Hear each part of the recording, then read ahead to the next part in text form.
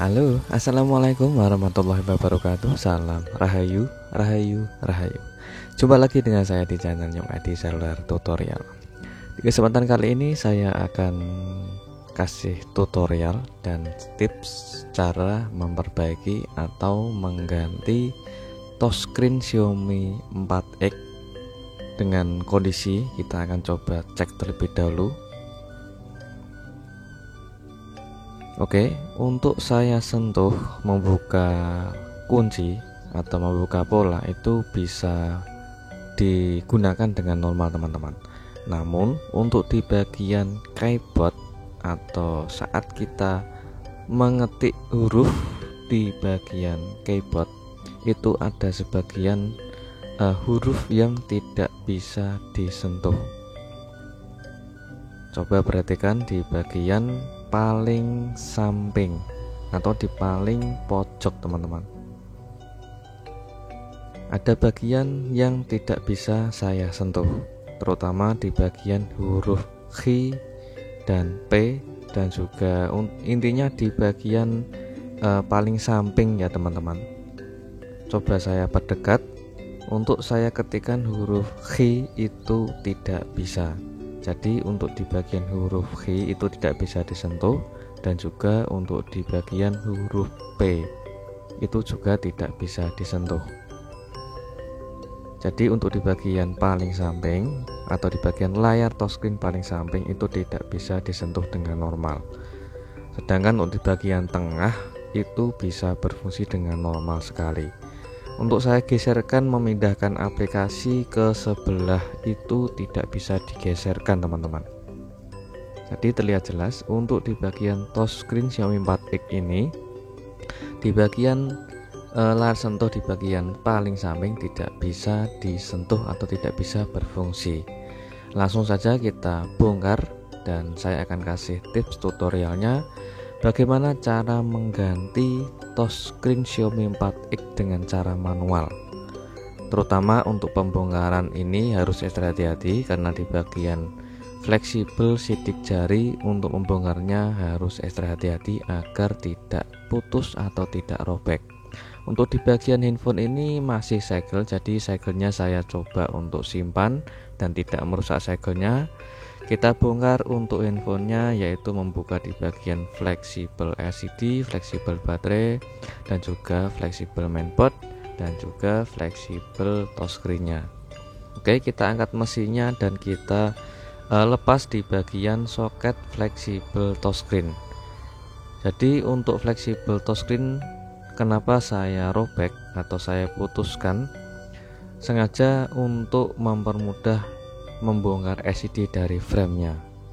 Oke, kita letakkan LCD-nya ke alat separator. Untuk kita panasi dulu menggunakan alat separator dengan suhu panas di angka 70.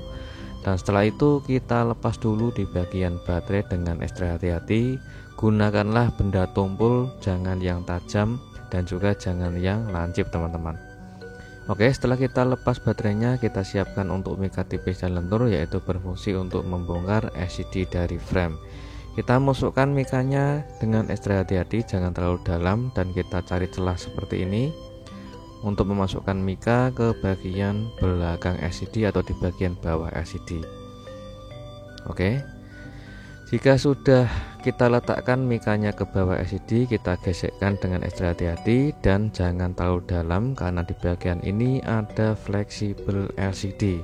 Apabila terlalu dalam nanti bisa merusak fleksibel LCD yang bisa menyebabkan fleksibel itu robek atau putus teman-teman.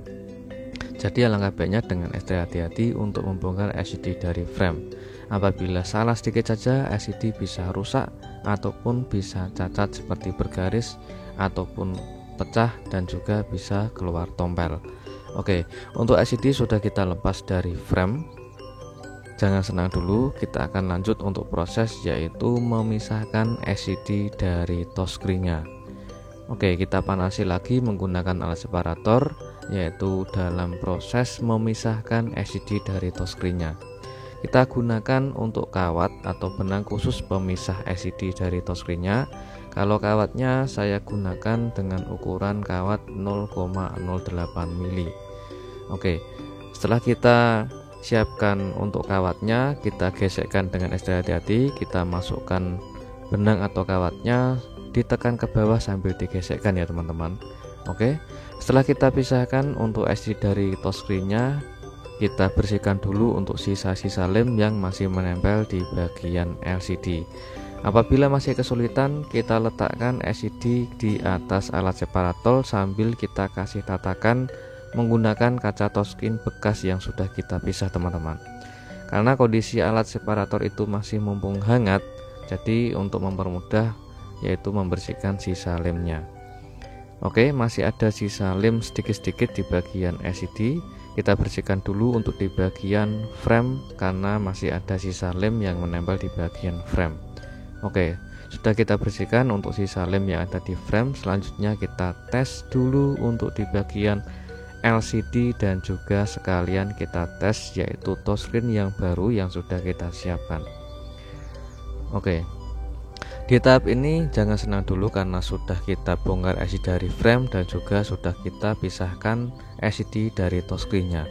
Kita tes untuk kualitas LCD-nya apakah ada yang cacat atau tidak, dan juga apakah berhasil setelah kita pisahkan LCD dari touchscreen-nya.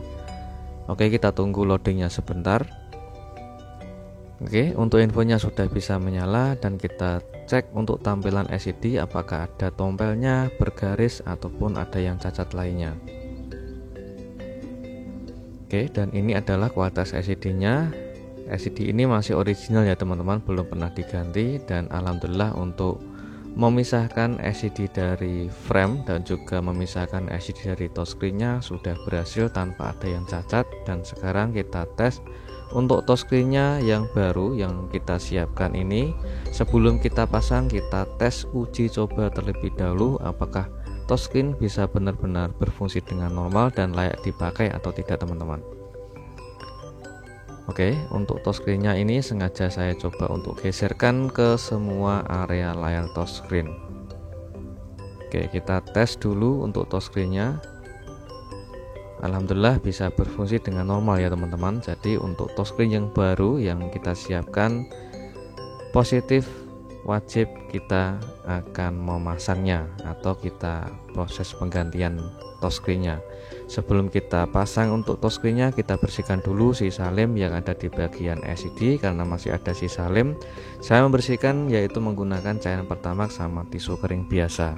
Dan sekarang untuk LCD-nya sudah bersih, tidak ada sisa noda ataupun sisa kotoran ataupun sisa debu di bagian LCD. Kita pasangkan lem OK kering dengan ukuran 5N ya teman-teman, yaitu untuk ukuran 5N yang saya gunakan itu lem OK universal. Kita presisikan dulu di bagian bawah LCD dan kita ratakan menggunakan alat roll. Apabila masih ada sisa, kita potong sesuai ukuran LCD teman-teman. Untuk memotongnya harus ekstra hati-hati. Dan sudah kita pasang untuk lem OK keringnya. Dan sekarang perhatikan di bagian ini, saya kasih tatakan atau kasih ganjalan di bagian bawah LCD atau di bagian frame.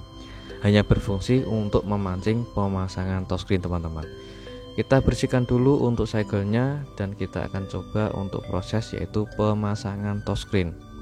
Di tahap ini tolong disimak dengan detail teman-teman, dan jangan dipercepat agar kalian bisa mencermati betul tutorial dengan cara manual tanpa alat paper remover. Oke, kita lepas plastik yang ada di lem OK kering dan juga plastik di belakang touchscreen-nya. Kita presisikan dulu untuk touchscreen ke bagian bawah frame sambil ditekan sedikit seperti ini. hingga touchscreen menempel di bagian lem muka kering sambil kita angkat bebarengan, sedangkan di bagian tangan kiri kita kasih jarak renggang. Oke, seperti itu, ada jarak kerenggangan, dan jangan lupa untuk dilihat di bagian belakang untuk mengetes kondisi LCD sama touchscreen itu bisa presisi atau belum. Jika sudah presisi, kita tekan halus sambil kita pijit dan urut seperti ini menggunakan ujung kuku jempol. Apabila kalian tidak mempunyai ujung kuku jempol yang panjang, bisa menggunakan kuku yang pendek. Yang penting untuk menekannya atau memijitnya dengan cara halus. Oke, jadi usahakan untuk memijitnya jangan terlalu cepat teman-teman, untuk menghindari resiko gelembung udara yang ketinggalan di tengah LCD. Sengaja untuk video ini tidak saya percepat agar kalian bisa mencermati betul dengan detail. Apabila kalian menontonnya itu dipercepat atau di skip nanti belajarnya kurang maksimal teman-teman, karena saya kasih tips pelan-pelan agar kalian, bagi para pemula semuanya, mungkin tutorial ini bisa bermanfaat untuk teman-teman yang mungkin belum mempunyai alat paper remover ataupun belum mampu membeli alat paper remover.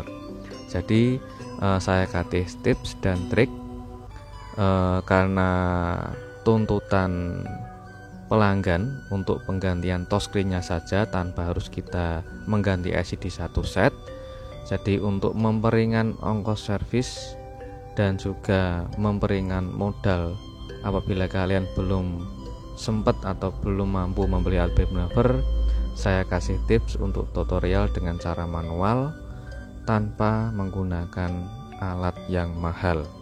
Oke, perhatikan saat saya memijitnya teman-teman, berurutan dari bawah ke atas dan dari kiri ke kanan untuk menghindari resiko gelembung udara. Di tahap terakhir ini, perhatikan saya coba untuk berdekat untuk mengakhiri atau menyelesaikan memijit, yaitu menggunakan ujung kuku untuk menyelesaikan agar tidak ada gelembung udara. Untuk menekannya harus ekstra hati-hati dan secara halus saja, pelan-pelan saja. Alhamdulillah tidak ada sisa gelembung sama sekali, meskipun saya tidak menggunakan alat bevel ya teman-teman. Oke, kita proses untuk perakitan LCD setelah kita pasang touchscreen-nya. Tapi alangkah baiknya jangan meniru langsung di tahap perakitan ya teman-teman. Alangkah baiknya sebelum kalian merakit LCD-nya, apabila kalian masih ragu, bisa dites terlebih dahulu sebelum pemasangan LCD. Apabila pengetesan LCD dan touchscreen itu sudah sukses, selanjutnya kita rakit seperti ini. Oke, ini tahap terakhir untuk perakitan Xiaomi 4X. Setelah kita ganti touchscreen-nya, kita kembalikan lagi untuk segel-nya. Oke, segel sudah saya kembalikan dan pekerjaan pun bersih rapi tanpa ada yang cacat atau tidak ada yang kotor. Kita coba untuk tes ulang, yaitu setelah kita rakit LCD-nya. Oke, kita tes ulang dan kita tunggu lemnya kering dulu, karena lemnya masih basah karena baru saja kita pasang. Saya menggunakan gelang karet cukupnya saja untuk perekat, yaitu pemasangan LCD ke frame. Oke, sambil kita tunggu lemnya kering ya teman-teman. Dan ini adalah bekas dari touchscreen Xiaomi 4X setelah kita pisah tadi. Oke, untuk sisa lem sudah saya bersihkan di bagian samping-samping frame. Dan ini adalah hasil akhirnya.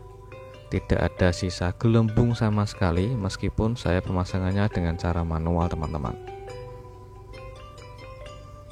Jadi apabila kita mendapatkan tuntutan dari pelanggan yang dimintai untuk penggantian touchscreen, sedangkan kita belum mempunyai alat paper remover atau minim alat teman-teman, jadi kita bisa mengerjakan dengan cara sederhana, yaitu dengan cara manual, dengan trik-trik atau tips yang sudah saya kasih dari awal video sampai selesai. Kita tes ulang untuk touchscreen-nya yang sudah kita pasang tadi. Alhamdulillah untuk touchscreen-nya bisa berfungsi dengan normal dan kita tes dengan maksimal dulu sebelum kita serahkan ke pemilik infonya. Oke, kita geserkan ke semua area layar touchscreen untuk memaksimalkan pengerjaan ya teman-teman. Apakah touchscreen ini benar-benar 100% fix digunakan dengan normal atau ada yang error? Oke, alhamdulillah untuk LCD-nya masih bagus karena masih menggunakan originalnya dan touchscreen-nya masih bisa berfungsi dengan normal meskipun kita pemasangannya dengan cara kita pijit-pijit atau kita tekan-tekan. Alhamdulillah pemasangannya sukses, berhasil dan bisa berfungsi dengan normal. Sekarang biar dites sendiri untuk pemilik infonya dan semoga bisa bermanfaat untuk teman-teman para sahabatku pemula semuanya, khususnya yang minim alat atau belum mampu membeli alat vape cleaner. Assalamualaikum warahmatullahi wabarakatuh. Salam Rahayu, Rahayu, Rahayu.